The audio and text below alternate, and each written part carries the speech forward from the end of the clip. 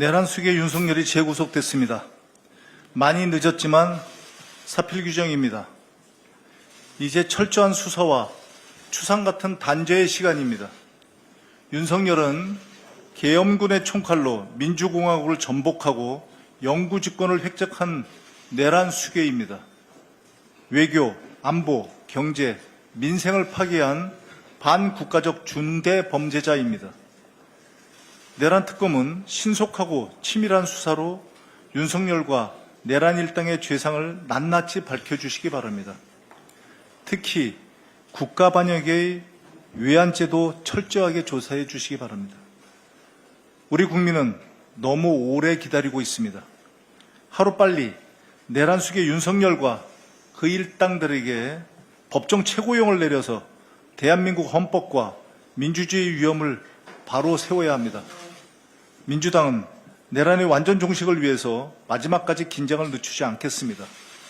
모든 노력을 다하겠습니다. 7월 국회를 위기 극복, 민생 개혁 국회로 만들겠습니다. 대한민국이 위기 상황입니다. 미국의 관세 폭탄 예고, 한국의 잠재 성장률 1%대 진입, 삼성전자 어닝 쇼크 등으로 국민과 기업들의 불안감이 날로 커지고 있습니다. 민주당은 위기 극복에 대한 비상한 각오, 큰 책임감으로 7월 국회에 임하겠습니다. 먼저 31조 8천억 규모의 추경이 빠르게 현장에 투입될 수 있도록 최선을 다하겠습니다. 정부와 함께 오늘 21일 시작되는 민생회복 소비 쿠폰 신청과 지급을 안정적으로 관리하도록 하겠습니다. 민생개혁 입법의 속도를 높이겠습니다. 6월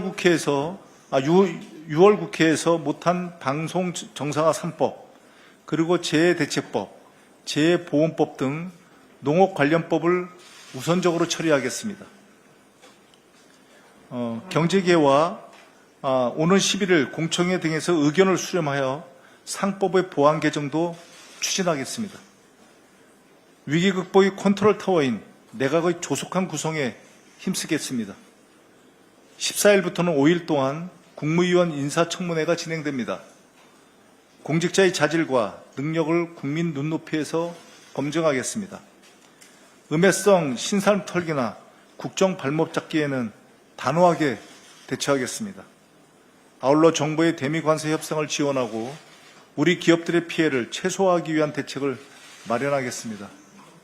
민주당은 7월에도 이재명 정부와 함께 위기 극복과 민생경제 회복, 사회 대개혁에 총력을 다하겠습니다.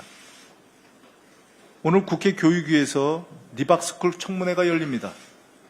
리박스쿨은 역사 왜곡, 대선 댓글 공작, 내란 동조 의혹을 받고 있는 극우 성향의 단체입니다.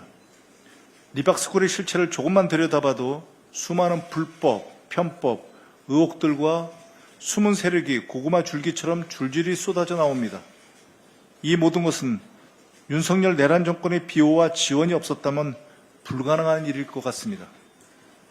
악의 뿌리를 찾아내어 뽑아내야 합니다. 민주당은 리박스쿨의 실체를 파헤쳐서 모든 불법 행위들에 대해 법적 조치를 취할 것입니다. 리박스쿨의 편의를 봐줬거나 불법과 편법을 눈감아준 기관과 공무원이 있다면 그 책임도 반드시 묻겠습니다. 청문회 이후에도 가능한 모든 수단과 방법을 동원해서 리박스쿨 관련자들, 그 배후 세력을 찾아내어 엄히 단죄할 것입니다. 감사합니다. 시갑 문진석 의원입니다.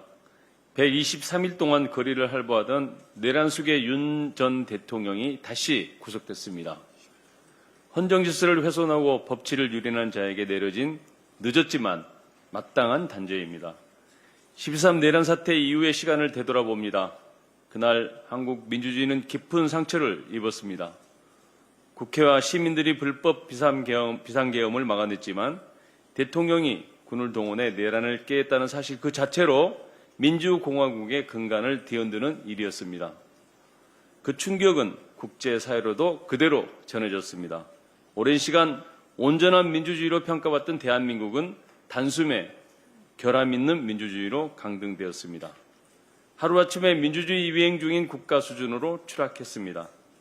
단지 한 번의 정치적 사건이 아니라 우리가 쌓아온 민주주의에 대한 신뢰 자체가 무너진 순간이었습니다. 한편 헌법재판소가 윤석열 내란 수계를 파면하자 외신들이 한국 민주주의 위대한 승리를 타전했던 일도 기억합니다. 워싱턴 포스트는 한국인들이 민주화 이후 최초의 계엄 시도를 단호히 거부했다고 전했고, 뉴욕타임즈는 쿠데타 시도에 대한 한국의 대응은 한국 민주주의 성숙도를 보여주는 것이라 했습니다. 영국 가디언도 윤석열 파면 선고는 한국 민주주의의 중요한 이정표가 될 것이고 역사적 결정이다 이렇게 평가했습니다. 내란 사범이 법의 심판을 받게 된 지금 대한민국은 더 이상 흔들리지 않을 것입니다. 올해 연말 온전한 민주주의 국가로 제자리를 찾을 것입니다.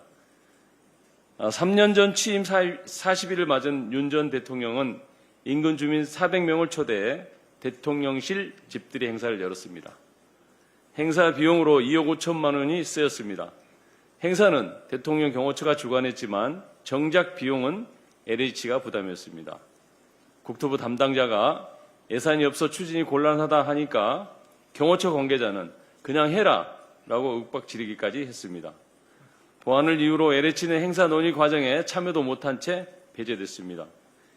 이번 사태의 본질은 대통령의 갑질이자 지록 이마에 빠진 김용현 전 경호처장의 명백한 직권 남용입니다.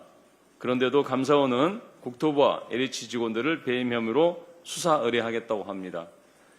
자기 집에 손님을 불러놓고 남의 돈을 쓴 건 윤석열 전 대통령인데 아무 잘못 없는 공무원들이 수사 대상이 되는 어처구니 없는 상황입니다. LH 예산이 대통령 쌈짓돈입니까? 서민 주거 안정을 위해 써야 할 LH 예산이 대통령 행사비로 전용된 것은 누가 보더라도 상식과 원칙을 크게 벗어난 일처리입니다. 만약 감사원이 책임을 실무자에게 떠넘긴다면 민주당은 그 조사 결과를 절대 수용하지 않을 것입니다. 필요하다면 운영위, 국토위 등 소관 상임위에서 일선이 누구인지 그날 어떤 지시가 오갔는지를 끝까지 밝혀낼 것입니다. 손바닥으로 하늘을 가릴 수는 없습니다. 이상입니다.